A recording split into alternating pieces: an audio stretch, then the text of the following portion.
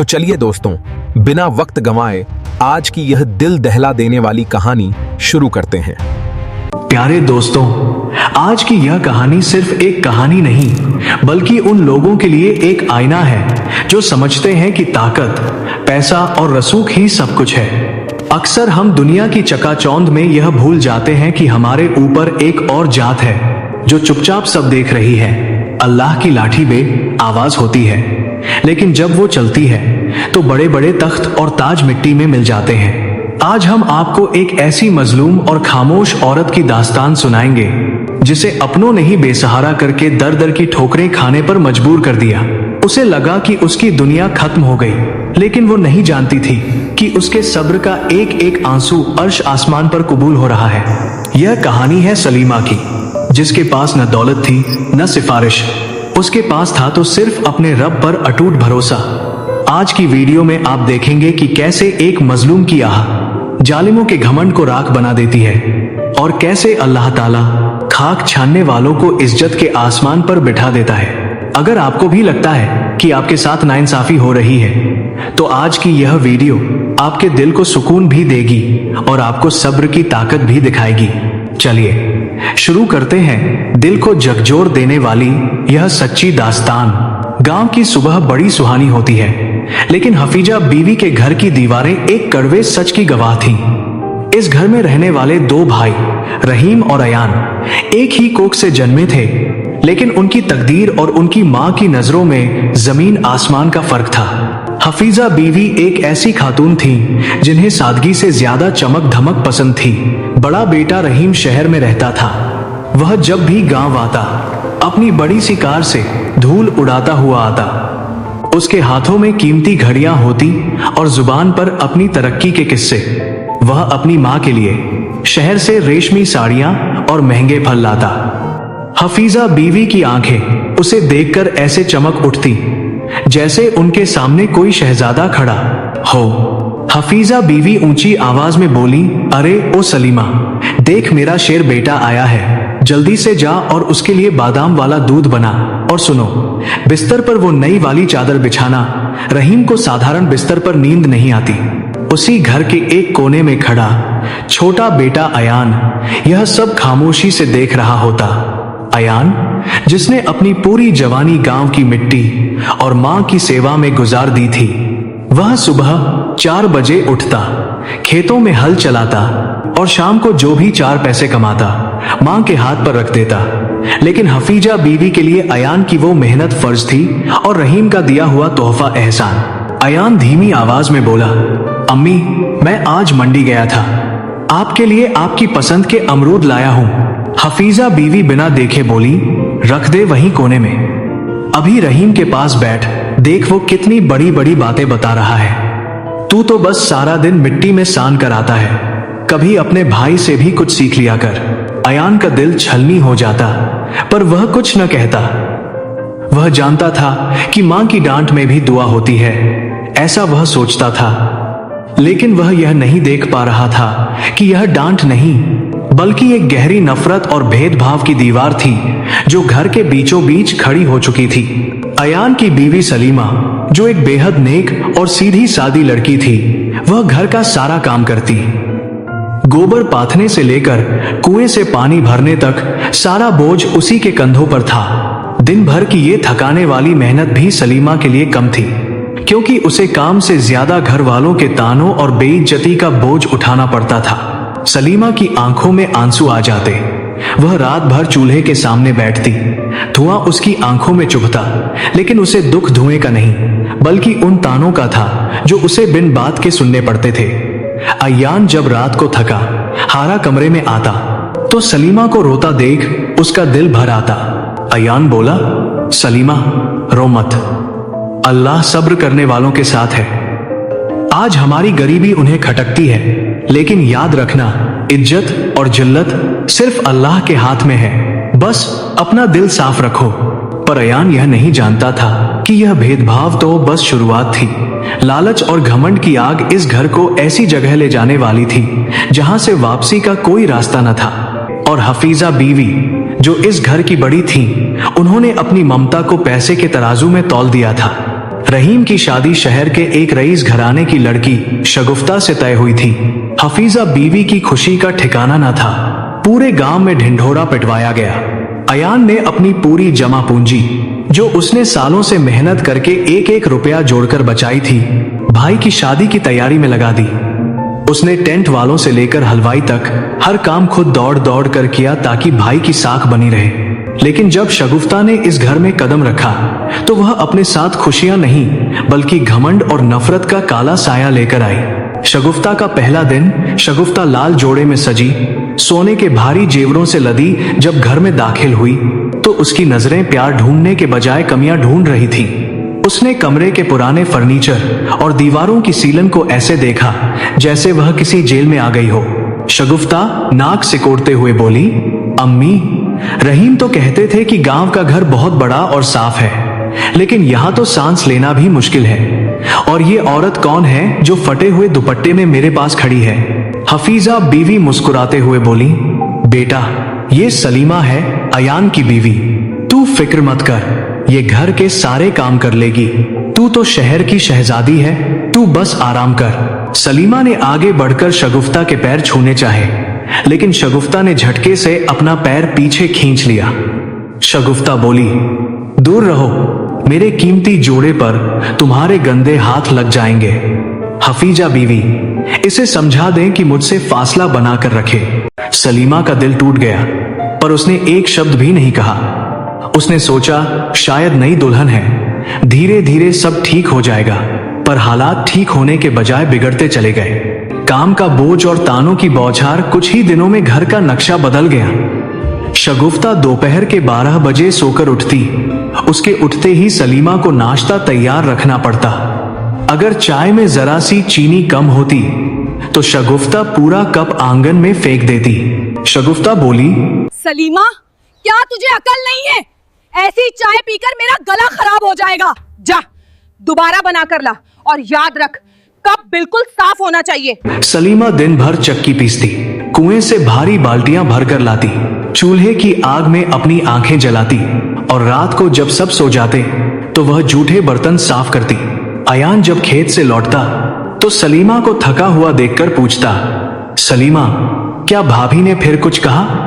सलीमा मुस्कुराने की नाकाम कोशिश करते हुए बोली, नहीं अयान, वो तो शहर की हैं, उन्हें हमारी आदतों का पता नहीं, धीरे धीरे सब सीख जाएंगी, आप फिक्र न करें, अल्लाह सब देख रहा है। हफीजा बीवी, जो पहले फिर भी कभी कभी सलीमा से सीधी बात कर लेती थी, अब पूरी तरह शगुफ्ता के प्रभाव में थी। शगुफ्ता ने हफीजा बीवी के कान भर दिए थे कि सलीमा और अयान उनके पैसे पर नजर रखे हुए हैं। एक दोपहर का दृश्य, सलीमा रसोई में अपनी छोटी बेटी अलीशा को खाना खिला रही थी।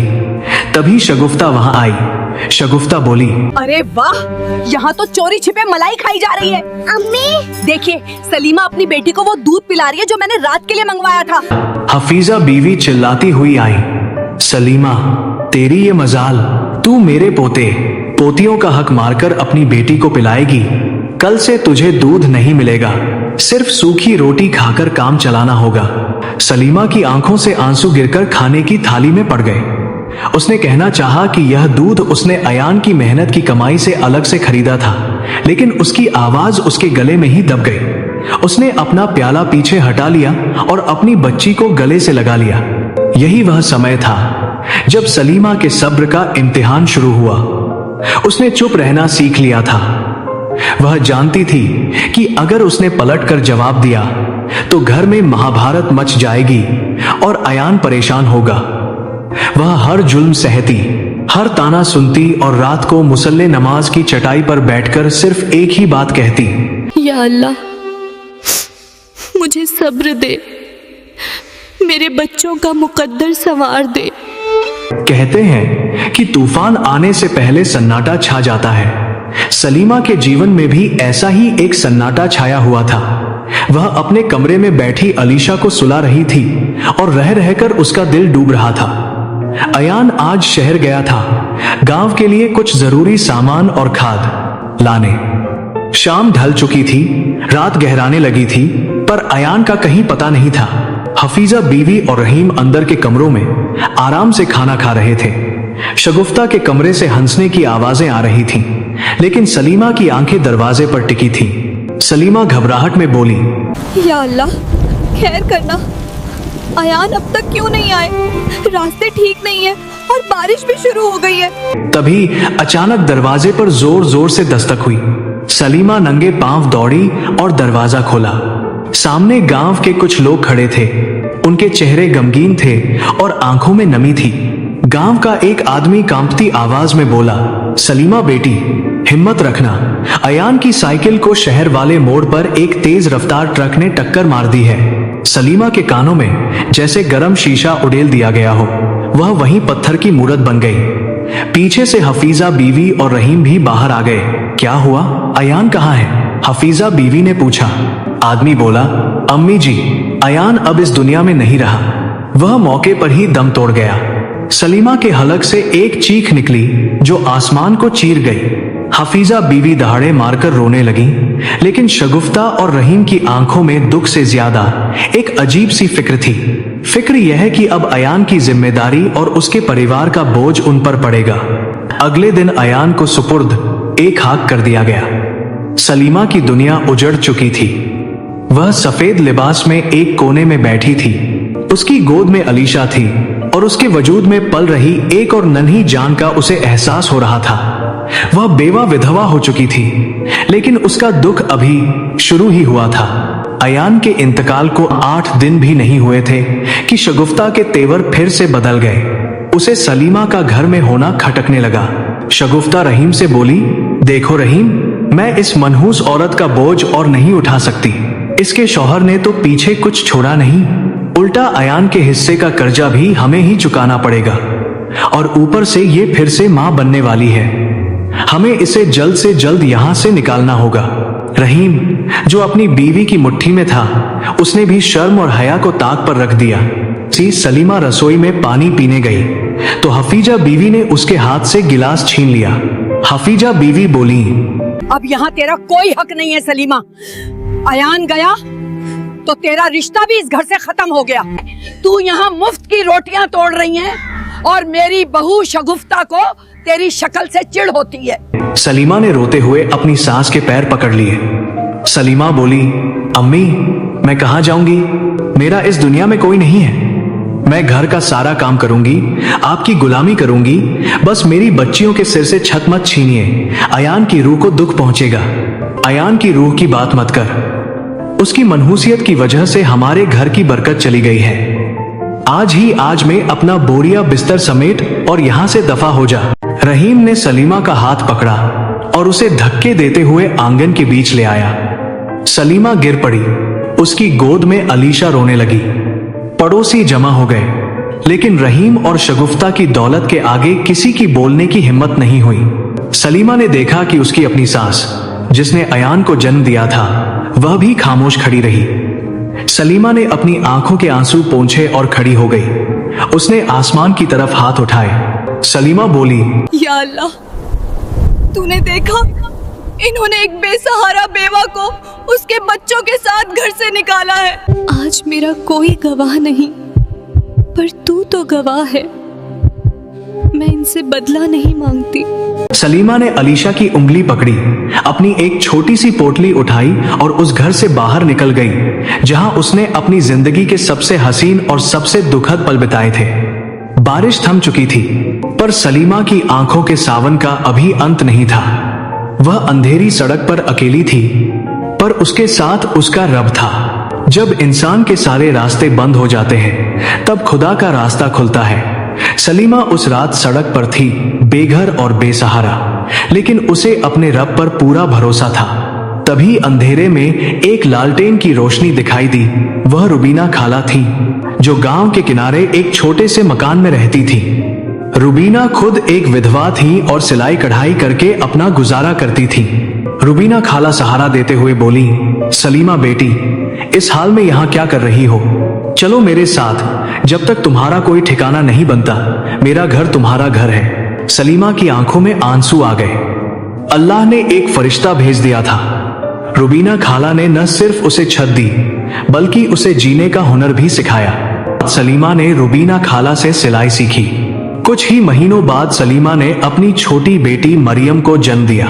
अब जिम्मेदारी और बढ़ गई थी। सलीमा सुबह सूरज निकलने से पहले उठती, दूसरों के घरों में झाड़ू पोछा करती, फिर दोपहर से लेकर आधी रात तक सिलाई मशीन पर बैठी रहती। उसकी उंगलियां सुई चुभने से नीली पड़ जाती, कमर में दर्द होता, लेकिन जब वह अपनी दोनों बेटियों अलीशा और मरियम के मासूम चेहरे देखती तो उसकी सारी थकान मिट जाती।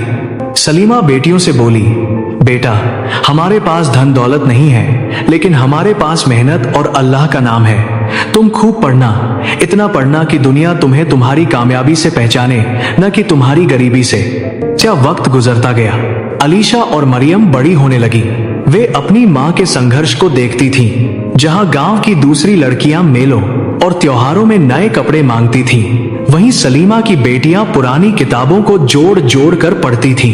एक दिन अलीशा स्कूल से रोती हुई आई। अलीशा बोली, अम्मी, आज स्कूल में शगुफ्ता ताई के बेटों ने मेरा मजाक उड़ाया। उन्होंने कहा कि एक नौकरानी की बेटी कभी अफसर नहीं बन सकती। सलीमा ने अलीशा के आंसू पोंछे और उसे आईने के सामने खड़ा किया। सलीमा बोली, बेटी, उनकी बातों का जवाब जुबान से नहीं, अपनी कलम से देना। जिस दिन तुम डॉक्टर बनोगी, उनकी बोलती खुद बंद हो जाएगी। सलीमा ने अपनी पेट की भूख मारकर बेटियों की फीस भरी। वह दिन में एक बार खाना खाती ताकि बेटियों को दूध और फल दे सके। अल्लाह ने सलीमा की कुर्बानी को देख लिया था। अलीशा ने मेडिकल एंट्रेंस की परीक्षा में पूरे प्रदेश में टॉप किया। उसके पीछे मरियम ने भी अपनी मेहनत से डॉक्टर की सीट हासिल कर ली। पूरे गांव में शोर मच गया। जिस सलीमा को लोगों ने मनहूस कहकर घर से निकाला था, आज उसी की बेटियां गांव का नाम रोशन कर रही थीं। सलीमा के पास अब अपना एक छोटा लेकिन सुकून भरा घर था। वह आज भी सादगी से रहती थी, लेकिन अब उसकी आंखों में बेबसी नहीं, बल्कि एक अजीब सी चमक थी। सलीमा आसमान की तरफ देखकर बोली, या अल्लाह, तेरा लाख लाख शुक्र है। तूने एक बेवा की लाज रख ली। तूने दिखा दिया कि जो तेरे भरोसे रहता है, तू उसे कभी गिरने नहीं देता। सलीमा की कामयाबी सिर्फ पैसों की कामयाबी नहीं थी, यह उसके उस सब्र की जीत थी जो उसने 20 साल पहले उस काली रात में दिखाया था। लेकिन अभी कहानी का सबसे बड़ा हिस्सा बाकी था, जालिमों का अंजाम और अल्लाह का वह इंसाफ जिसे देखकर पूरी दुनिया दंग रह जाने वाली थी। इंसान अक्सर अपनी ताकत और दौलत के नशे में यह भूल जाता है कि वक्त कभी एक जैसा नहीं रहता। रहीम ने अयान के हिस्से की जो जमीन हड़पी थी, उस पर उसने एक बड़ा कारखाना खोला। शुरुआत में तो बहुत मुनाफा हुआ, लेकिन हराम की कमाई में बरकत नहीं होती। देखते ही देखते रहीम को व्यापार में भारी घाटा हुआ। उस पर कर्ज का पहाड़ टूट पड़ा। तनाव और बदनामी की वजह से रहीम को दिल का दौरा पड़ा और वह सलीमा से माफी मांगे बिना ही इस दुनिया से कूच कर गया। अब घर की कमान शगुफ्ता के बेटों के हाथ में थी। शगुफ्ता ने अपने बेटों को सिर्फ पैसा और घमंड सिखाया था, लिहाजा उन्होंने वही सुलूक अपनी मां के साथ किया जो शगुफ्ता ने सलीमा के साथ किया था। शगुफ्ता का बेटा चिल्लाते हुए बोला, अम्मी, आपके इलाज और दवाइयों पर हम और पैसा बर्बाद नहीं कर सकते। आपके नखरे अब हमसे नहीं झेले जाते। बेहतर होगा कि आप किसी वृद्धाश्रम या अपने मायके चली जाएं। शगुफ्ता की आंखों के आगे अपनी ही पुरानी करतूतें घूमने लगी। उसे याद आया कि कैसे उसने सलीमा को बुखार की हालत में घर से निकाला था। आज वही मंजर उसके साथ दोहराया जा रहा था। उसके अपने बेटों ने उसे एक पुराने स्टोर रूम में डाल दिया और उसे खाने के शगुफ्ता को एक ऐसी बीमारी ने जकड़ लिया जिसमें उसके जिस्म पर गहरे घाव होने लगे। उसके अपने बेटे और बहुएं उसके कमरे के पास से गुजरते वक्त अपनी नाक पर रुमाल रख लेते थे। कोई उसे हाथ लगाने को तैयार नहीं था। एक दिन उसके बेटों ने उसे चुपचाप शहर के एक सरकारी अस्पताल के बाहर लावारिस हालत में छोड़ दिया। शगुफ्ता, जो कभी सोने के जेवरों से लदी रहती थी, आज फटे पुराने कपड़ों में अस्पताल के गलियारे में पड़ी अपनी मौत की दुआ मांग रही थी। तभी अस्पताल में एक हलचल हुई। अस्पताल की नई chief surgeon doctor Alisha Ayaan अपने स्टाफ के साथ राउंड पर आई थी। सफेद कोट पहने, गले में स्टेथोस्कोप लटकाए, अलीशा की शख्सियत से इल्म और इज्जत झलक रही थी। अलीशा की नजर स्ट्रेचर पर पड़ी एक लाचार औरत पर पड़ी। उसका चेहरा सूख कर कांटा हो गया था, लेकिन अलीशा को अपनी ताई अम्मी की वो तीखी आवाज और वो घमंडी चेहरा आज भी याद था। डॉक्टर अलीशा चौंकते हुए बोली, ताई अम्मी, क्या यह आप हैं? शगुफ्ता ने अपनी धुंधली आंखों से ऊपर देखा। सामने डॉक्टर के रूप में वही अलीशा खड़ी थी जिसे उसने दूध के एक गिलास के लिए तरसाया था। शगुफ्ता के पास बोलने की ताकत नहीं थी, उसकी आंखों से बस पछतावे के आंसू बहने लगे। तभी वहां सलीमा दाखिल हुई। एक शांत और गरिमापूर्ण महिला लग रही थी। अपनी बड़ी बेटी को एक मरीज के पास खड़ा देख वह करीब आई। जैसे ही उसकी नजर शगुफ्ता पर पड़ी, सलीमा की रूह कांप उठी। शगुफ्ता लड़खड़ाती आवाज में बोली, सलीमा, मुझे माफी कर दो। अल्लाह ने मुझे मेरे किए की सजा दे दी। देखो, मेरे अपनों ने मुझे यहां फेंक दिया। मैं तुम्हारे सामने खड़ी होने के काबिल भी नहीं हूं। सलीमा की आंखों में कोई नफरत नहीं थी। उसने आगे बढ़कर शगुफ्ता का वह हाथ थाम लिया जिसमें जख्म थे। सलीमा बोली, अपा, आप शर्मिंदा न हो। अल्लाह बड़ा गफूर और रहीम है। मैंने आपको बहुत पहले माफी कर दिया था। अलीशा, बेटा, इनका इलाज शुरू करो। इन्हें सबसे अच्छे वार्ड में शिफ्ट करो। ये तुम्हारी ताई अम्मी है। अस्पताल का स्टाफ हैरान था कि जिस औरत को उसके सगे बेटों ने छोड़ दिया, उसकी देखभाल वह औरत कर रही है जिस पर उसने सालों जुल्म किए। तो प्यारे दोस्तों, यह थी सलीमा के सब्र और अल्लाह के इंसाफ की वह दास्तान जो हमें बहुत कुछ सोचने पर मजबूर कर देती है। अक्सर हम अपनी छोटी सी कामयाबी या थोड़े से पैसे के घमंड में यह भूल जाते हैं कि जिस रब ने हमें दिया है वो पल भर में छीन भी सकता है। शगुफ्ता और रहीम को लगा था कि अयान के जाने के बाद वो सलीमा को बेघर करके चैन की नींद सो पाएंगे, लेकिन उन्होंने यह नहीं सोचा था कि उस बेसहारा बेवा की आह सीधे अर्श तक जाएगी। आज की यह कहानी हमें 3 बड़े सबक देती है। सब्र कभी जाया नहीं जाता। अगर आप पर कोई जुल्म कर रहा है तो खामोश हो जाइए और अपना मामला अल्लाह की अदालत में छोड़ दीजिए, क्योंकि जो फैसला इंसान नहीं कर पाता वो खुदा का इंसाफ कर दिखाता है। रिश्तों की कद्र करें, पैसा आता जाता रहता है, लेकिन अपनों का दिल दुखाकर कमाया गया धन कभी बरकत नहीं लाता। मुसाफिर हैं हम सब इस दुनिया में, हम सब मुसाफिर हैं। यहां हमारा घमंड, हमारी दौलत सब यहीं रह जाएगी। साथ जाएंगे तो सिर्फ हमारे नेक अमल। प्यारे दोस्तों, अगर आपके आसपास भी कोई सलीमा जैसी बेबस औरत या कोई यतीम बच्चा है तो उनका सहारा बनिए, उन्हें धुतकारिए मत। क्या पता आपकी थोड़ी सी हमदर्दी किसी की पूरी दुनिया बदल दे और आपके लिए जन्नत का रास्ता खोल दे। म्यूजिक थोड़ा सा तेज होता है। उम्मीद है कि आज की इस कहानी ने आपके दिल को छुआ होगा और आपको एक नई सोच दी होगी। अगर आपको यह वीडियो पसंद आई हो तो इसे लाइक जरूर करें और अपने दोस्तों और परिवार के साथ शेयर करें ताकि यह सबक औरों तक भी पहुंच सके। ऐसी ही और भी ईमान ताजा कर देने वाली और सच्ची कहानियों के लिए हमारे